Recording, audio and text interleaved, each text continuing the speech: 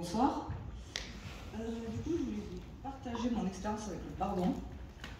Donc en fait, moi je suis pas née dans une famille chrétienne et j'ai eu de gros problèmes avec mon père quand j'étais toute petite. Ça a créé pas mal de souffrances chez moi, des traumatismes. Voilà, j'ai grandi vraiment avec des séquelles. Et ma mère m'a éduquée dans la haine envers mon père en fait. À chaque fois qu'elle me parlait de lui, c'était pour me dire des choses négatives, des choses méchantes. Vraiment, et du coup je pouvais que haïr mon père parce qu'à chaque fois elle me disait du mal de lui. Et à l'adolescence, quand j'ai pris conscience de ce qu'il m'avait fait, quand j'ai pris conscience des conséquences, j'ai moi-même nourri ma propre haine et j'avais plus besoin de ma mère pour ça en fait. Et à l'âge de 16 ans, il y avait des domaines où je me rendais compte comment dire, vraiment des séquelles. Et là en fait j'avais même programmé de le tuer en fait. J'avais tellement la haine envers lui que je me disais, là, c'est trop, enfin, voilà. Et en gros, bon, après, je me suis convertie. J'ai rencontré des chrétiens à qui j'ai un peu parlé de l'histoire avec mon père. Ils me disaient qu'il fallait que je lui pardonne, que voilà, en gros, enfin, qu'ils me parlaient de certaines personnes qui avaient vécu la même chose que moi et qui avaient pardonné. Et moi, je disais, mais en fait, c'est pas possible, je peux pas pardonner un truc comme ça. Et du coup, enfin voilà, et je m'obstinais à pas pardonner. Et en fait, j'avais tellement la haine que mon nom paternel, vous me connaissez sous mon nom maternel, parce que j'ai grandi avec ce nom-là, mais sur mes papiers d'identité, je suis sous le nom de mon père. Et quand on m'appelait comme ça, quand j'allais chez le médecin ou quoi, pour moi c'était vraiment une insulte, j'avais honte de ce nom. Quand je me regardais dans la glace, je voyais les ressemblances que j'avais avec mon père, je me détestais, je me dégoûtais. Et un jour, en 2017, je suis partie dans une communauté chrétienne. Et là-bas, en fait, il y a une période où à chaque fois que j'ouvrais la Bible, à chaque fois que j'assistais à des prédications, tout le temps ça parlait du pardon. Et là, je me suis dit, enfin, là, j'ai senti vraiment que Dieu me disait, il faut que tu pardonnes. Et là j'ai pardonné. Non, je plaisante. Là, j'ai dit, franchement, non, Seigneur, je peux pas. Je peux pas. Tu me demandes n'importe quoi, je le ferai, mais ça, je peux pas. Et après, j'ai eu un rendez-vous avec un pasteur. Et je lui ai parlé de mon père, je lui ai dit que en fait, il m'avait fait du mal, je lui ai parlé de ce qu'il avait fait, que je l'avais renié, que je le détestais. Et je sais plus ce qu'il m'a dit exactement, je saurais pas, je me souviens plus, mais je me rappelle que quand il me parlait, il y a eu, c'est comme si en moi, il y avait une porte de prison, une cellule de prison, qui était verrouillée, cadenassée, enchaînée, et qu'en fait, au fur et à mesure qu'il me parlait, il y avait le cadenas qui s'ouvrait, les chaînes qui s'enlevaient, tout ça, et la porte qui s'ouvrait. Et il y a quelque chose qui s'est libéré. Et ça a été une évidence pour moi, ça n'a même pas été « Ok, il faut que je lui pardonne parce que le Seigneur me demande », mais là, ça a vraiment été « Je veux lui pardonner » et j'étais dans la joie à l'idée de lui pardonner. J'étais vraiment déterminée à lui pardonner.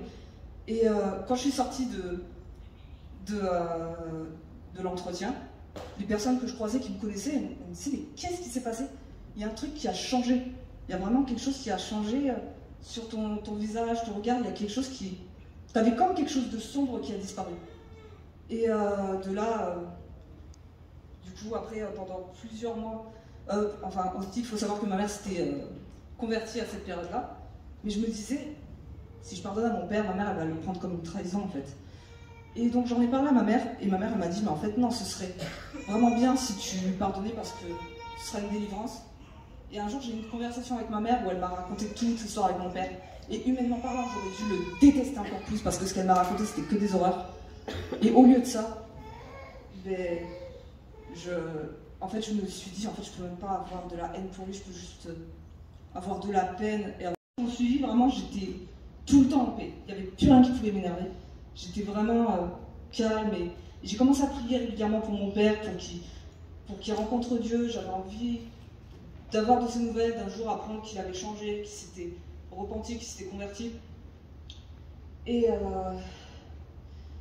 en fait, là, à ce moment-là, je me suis dit que ben, si un jour il venait à mourir, je serais triste. Voilà, je me suis dit que je serais triste et puis c'est tout ce que je pensais, juste que je serais triste et voilà, mais que je me disais, j'espère vraiment qu'il va se convertir avant ça.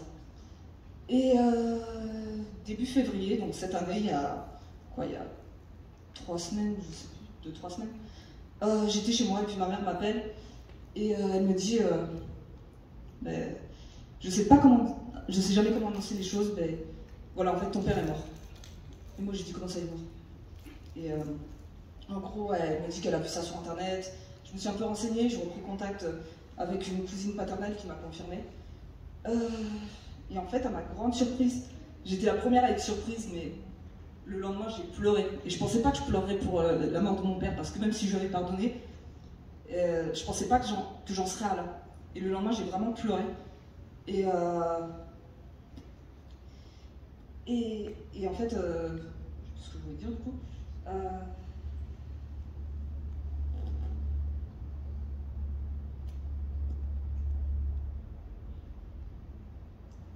ça va me revenir. Hein. Ouais, en fait, même après ça, j'ai repris contact avec une de mes demi-sœurs. Ça faisait 18 ans que j'avais pas eu de ses nouvelles. Et en fait, le personnage que ma mère m'avait décrit concernant mon père, le monstre en fait qu'elle m'avait décrit, c'était que du négatif. Et bien, ma demi-sœur m'a décrit exactement le même personnage. Et même encore aujourd'hui, j'ai des séquelles de ce qu'il m'a fait. Et je me rends compte que malgré les circonstances, malgré le fait qu'il n'y a rien en fait qui humainement me pousserait à aimer mon père, ne serait-ce qu'un minimum, mais qui me pousserait à le détester, bah en fait, je me dis que je l'aime et je suis vraiment triste parce que je me dis que peut-être qu'il est mort loin de Dieu en fait. Et là, en fait, c'est là que je me rends compte à quel point le pardon, c'est fort parce que c'est inconditionnel. T'aimes une personne, peu importe le mal qu'elle a fait, même si t'as aucune raison humainement de l'aimer, et ben en fait, tu l'aimes quand même. Et en fait, ça a été vraiment une réelle délivrance quand j'ai pardonné parce que je me rendais pas compte que j'étais animée par la haine avant de lui pardonner. J'étais vraiment animée par la haine. Il y a eu vraiment un changement après que je lui ai pardonné. Et quand Jésus il dit qu'il nous donne la paix, eh ben, si on veut, ça c'est vraiment un truc que j'ai constaté, que j'ai expérimenté. Si on veut recevoir la paix de Jésus, il faut qu'on pardonne. Parce qu'on ne peut pas avoir en même temps la paix et la haine. C'est pas compatible en fait. Les deux peuvent pas, c'est contradictoire. Et en fait, le manque de pardon, c'est un peu comme un cancer qui grandit et qui se répand en fait.